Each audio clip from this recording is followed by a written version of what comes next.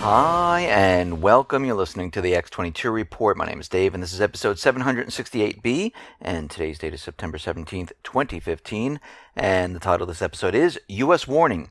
All U.S. citizens still in Libya must leave straight away.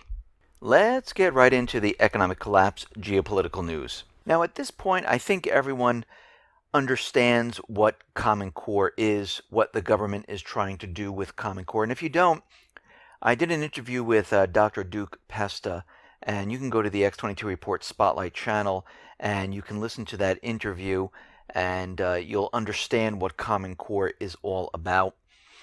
But what we're seeing right now is that the former director of the Race to the Top Competitive Grant Program and Chief of Staff to U.S. Education Secretary Arne Duncan says the federal government forced full support for adoption of Common Core standards from each state by requiring its governor, chief state school officer, and head of the State Board of Education to sign off on the grant applications.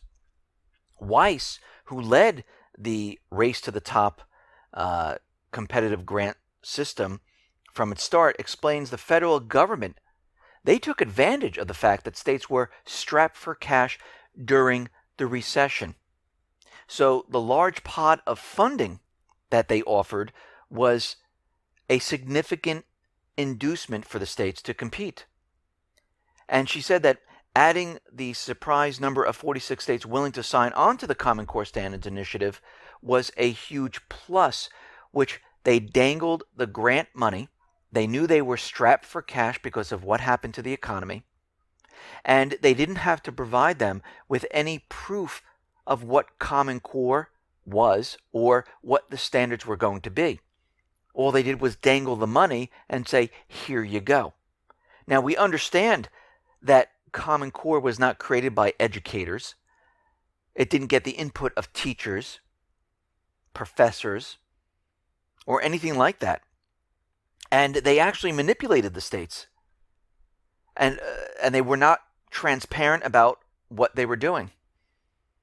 Christopher Chase, PhD, a professor of English language studies, said that, he's a Stanford School of Education graduate who worked with real education reform in the 90s. The Accelerated School Project started by former Stanford professor Hank Levin. And in reality, what happened is that your Common Core standards and assessments were put together in secrecy by people associated with the testing, not learning. Little input from real teachers, education reform experts. They ignored research on child development, focused on high-stakes testing and rigid standards, which all the research has shown diminishes student motivation and learning. The reform approach was set up to take over, manipulate, and sabotage the American education. And he's absolutely right. This whole thing was completely planned. They just didn't come up with it with one day because the economy broke down. They were waiting to do this, to get this system and take over the education system. Why? Why did they want to control? To dumb down the everyday child. To stop them from thinking. Stop them from critical thinking. This was their approach. And we see Obama, central bankers are using the same approach with the police to nationalize them. And all of this is in preparation for the next stage of this country. Because their plan is to convince the young that they don't have rights, the government can take away their rights, and the Constitution can be thrown out at any time. And most of the learning material in the schools is now written by the federal government from their point of view about everything. And it's slowly changing. They don't just shove it down everyone's throat all at once. They slowly change everything a little bit at a time so no one notices until it's too late. This is what's happening right now. because we understand that the federal government in a fascist country, they need to control everything and remove the rights of the people. So they're going to control the police. They're going to control the education system. They're going to control the states. They're going to control the counties. They're going to control the towns. Then they'll have control of the people. This is what's happening right now. And other countries are doing the same. And it all starts with taking the weapons away from the people. This is why they've been trying so hard. I mean, in UK right now, there's a new study that warns that gun massacres are likely in the UK to increase. There's going to be a new wave of mass shootings in the UK. And they have the strictest gun laws. They're saying that a new study that warns that gun massacres are likely in the UK in the absence of adequate gun control laws, as over 1.8 million firearms are currently in the hands of British citizens. So what does this mean? This means you're going to see a lot of false flags to get the rest of the weapons away from the people. And they're going after the mentally disturbed, those people who might not be all there. And even if you are all there, they're just going to have the doctors say they're not. And we can see the approach. This is what the U.S. is doing. And this is a mandate from the UN. So it's coming down to all these countries, and they're all following it. So there are ways to detect a false flag mass shooting. And this is coming out of activist posts, and they really did a good job on this. So here are some ways you can spot a false flag mass shooting. First of all, the media comes right out and covers the event. And they focus on what is going on. They don't care who is killed, but they're making a really, really big deal about it. And that's all you see. Number two, there's no survivors whatsoever. They make sure that no one survives. This way they can't talk. And especially the gunman always commits suicide or the police kill them. 3, family appears on TV within 24 hours. They have absolutely no emotion whatsoever, and all they talk about is gun control. Gun control, gun control, gun control. Number 4, family or witnesses in the event have acting backgrounds. When you do searches for crisis actors, you can usually find these people. Number 5, participants in the hoax immediately blame the gun, demand more gun control. Number 6, shooters always have new social media accounts. They're just established. They put up a couple pictures, and there's no history of them whatsoever. 7, shooter commits suicide or is gunned down by the police right away. Then number 8, shooter leaves a manifesto or a note of why all this happened. Number 9, victims' families don't sue anyone for negligence, but they receive millions in unsolicited federal payouts. And we can see that this has happened almost the same exact way in each one of these shootings, which in itself is very difficult to do unless it is planned. So those people in the UK, watch out for all these signs because it looks like it's headed your way. Now, out in Japan, they're trying to push this security bill through, which will allow Japan to send troops anywhere in the world. And we know there's been a lot of protests, and we know the government of Japan is going to be looking at this. And it looks like Japan's ruling party, they have forced the security bills through the committee, and there were fights inside the government when this was going on because people were so angry about what was happening. Because they realized once these are passed, there's only one reason to do it, and that's for war. I mean, why are they making such a big deal about pushing this through, and why does it have to be forced? When anything is forced, or like here in the U.S., you don't need to read it until you pass it, we know it's not for the people. And the people of Japan realize it is not for them whatsoever. We see in Sudan, the truce is not holding whatsoever. The U.S. puppet government there is blaming South Sudan that they're violating the ceasefire, which is actually the opposite of what's happening right now. Because They want South Sudan to give up their rights to the government there. And the South Sudan people will not listen to this. They don't want this to happen. Because who is backing the South? China. Who's backing the northern part? The United States. And the ceasefire, peace agreement, whatever they had there, was a one-sided deal like it always is. It's always done in absolutes. We see Ukraine is basically blacklisting about 40 journalists and bloggers from the United Kingdom, Germany, Spain, Switzerland, Poland, Latvia, Russia. And they're not letting them in Ukraine for 1 year. So the question is, why are they doing this? Why for 1 year? We see Ukraine placed more sanctions on Russia. 25 Russian airlines, and they included 2 which don't even exist anymore. But they're placing more and more sanctions. Poroshenko stressed the decision was made in coordination with our partners from the European Union and the United States.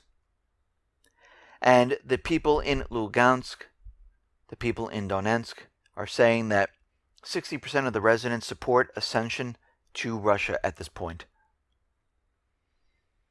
We see the refugee crisis is getting worse by the moment. And a lot of these countries are starting to close off the borders. Croatia is having a huge, rough time with migrants pouring in.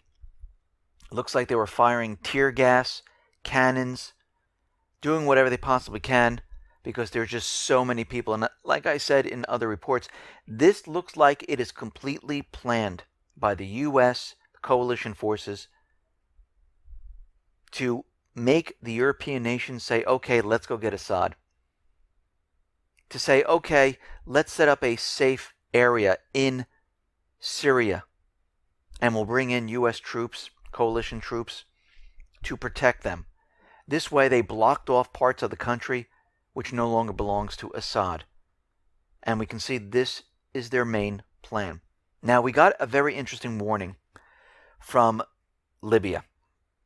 The warning is this: the United States has warned all its citizens still in Libya to leave straight away. In a travel advisory published today, the United States Department repeated its January warning that American citizens should avoid going to Libya, and if they're in Libya right now, depart immediately. What does this mean? Why would they give this warning, and why would they tell them to leave? Because they're getting ready for a major offensive in Libya. I mean, the writing's on the wall here. Something big is about to happen. And we're hearing these warnings in Chad, South Africa, and this is a huge, huge warning in Libya. So the U.S. and coalition forces are getting ready for something big that's going to happen, just like we saw in Yemen when they told the people there to get out. We're not going to help you get out, but we're telling you to leave. Whenever you see this, you know something bad is on its way. We see the Russian ambassador to the United Nations, Vitaly Churkin. He dismisses the U.S. claims accusing Assad's regime for the rise of the Islamic State. He goes, that's ridiculous. The United States created the Islamic State. We saw them in Iraq. Then they moved into Syria. So he's calling the United States out on it and saying, you're lying. But what's very interesting about all this, Germany is quitting the anti-Putin alliance. They have officially joined up with Russia saying, yes, we need to go after the Islamic State. We need to join forces. Now, this is a very big hit on the United States, because Germany now is siding with the U.S. France now is also breaking out of the U.S. alliance against Russia. Because what Russia is saying, if we are going after the Islamic State, we should all join forces and get rid of them. But we know why the U.S. doesn't want to do this. Because It is a proxy army to get Assad. But other countries are saying, you know what, that's right, we should go after them. And we're seeing the tables being turned right now. But we still have a lot of propaganda coming out of the Middle East. We see that the U.S. is continually showing these satellite photos that, there's 2 more helipads that were added to the base. Yes, this is all part of the construction that's been going on for a long time. This is not something that was just started yesterday. And Russia already said, yes, Assad invited us in. Assad said, yes, we're going to be bringing in weapons, which they've always been doing. They have contracts to bring in the weapons. And guess what? If Assad says to Russia, listen, we want military forces in here to help us out, Russia's going to do it. And we can see this is all propaganda because they're making their push to get Assad. And if Russia blocks it, well, we're going to be going to war. So we're going to have to watch this very carefully and how Putin decides to play this. Because the United States is pushing for war with Russia, pushing for war with North Korea, pushing for war with China. And every time the U.S. pushes and the U.S./central bankers push, Putin calms the situation down. And the U.S. is stuck right now because what are they going to say? We don't want to join in the fight against the Islamic State? I mean, they already said, listen, we already have a coalition. We don't need another one. Okay, let Russia join in with that coalition. But the problem is they're going to actually bomb the Islamic State, which is the proxy army for the United States government central bankers. That's where the problem comes in. And Russia is out there once again saying the airstrikes that are carried out by the International Alliance against the Islamic State in Iraq and Syria is completely against international law. The United States is flying into a sovereign country and they're bombing a country they were not invited into, which really equals an invasion. Because if it was Russia going into a country that they weren't invited into, and they started bombing like the United States would be pointing their finger going, oh my God, Russia just invaded a country. And they're attacking it. This is what the outside world is seeing right now. But the U.S. is in flagrant violation of the international law as they justify their steps by the Article 51 of the UN Charter on the right to self-defense. This is not self-defense. They weren't attacked. I mean, it's unbelievable how people can't see this.